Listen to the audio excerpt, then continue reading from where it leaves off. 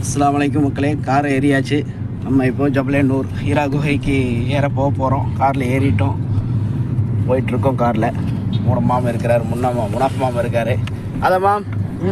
அஸ்ஸலாமு அலைக்கும். அந்த மலை தான் மக்களே, தூரத்தில் வந்து பார்த்தா தெரியுது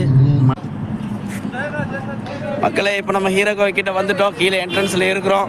பாருங்கள், என்ட்ரன்ஸ்க்கு வந்துட்டோம். இதான் என்ட்ரன்ஸ் கேட் நம்பர் 2 போட்டிருக்கு மக்களே. இதான் மலை ஜபலேனூர். பாருங்கள், இந்த வழியாக தான் போகணும். இங்கேருந்து மக்கள் எல்லாம் இறங்கி வந்துட்டுருக்குறாங்க. இந்த வழியாக தான் நம்ம போகணும். மேலே படி இருக்குது, அங்கே போனாங்க ஒரு கடை இருக்குது. அதுலேருந்து மேலே போய் இங்கேருந்து பார்த்தா உங்களுக்கு போகிற வழியெல்லாம் தெரியும். அந்த வழியாக தான் போகணும் இன்ஷா அல்லாஹ். படிக்கிட்ட வந்துட்டோம் மாமே.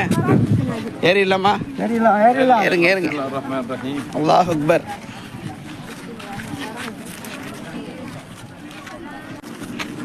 மக்களே, நம்ம கீழே பார்த்தோம்ல அந்த கடைக்கிட்ட இப்போ தான் வந்திருக்கிறோம்.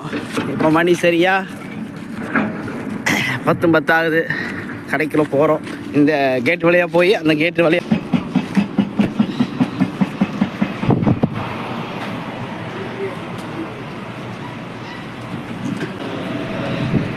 இந்த வழியாக வந்துட்டோம். இப்போ நம்ம படி ஏறுற பக்கம் வந்துட்டோம். பாருங்கள், படி எப்படி இருக்குது, சைடில் இருக்குது. கால் வலிச்சுன்னு சொன்னால் கொஞ்சம் நேரம் சைடில் உட்காந்து ஓய்வு எடுத்துகிட்டு போய்க்கலாம் இன்ஷா அல்லாஹ். இப்போ மக்கள் பயன்பாட்டுக்காக இந்த படியெல்லாம் போட்டிருக்குறாங்க. சின்ன சின்ன படி தான், நம்ம ஏறி கொஞ்சம் ரெஸ்ட் எடுத்துக்கலாம். ஆனால் நபி ஸல்லல்லாஹு அலைஹி வஸல்லம் காலத்தில் படியெல்லாம் இல்லை. அவர் இந்த மலையில் தான் என்ன செஞ்சிருப்பார், ஏறி இருப்பார். மலை பாருங்கள் எப்படி இருக்குதுன்னு பாறையாக. இந்த மலை வழியாக தான் ஏறி அந்த ஹீரா குகைக்கு போயிருப்பார். இது இருக்குது, போக வேண்டிய தூரம் கூட இருக்குது. சோலார் போட்டிருக்காங்க, கேமரா ஃபெசிலிட்டி வச்சுருக்குறாங்க.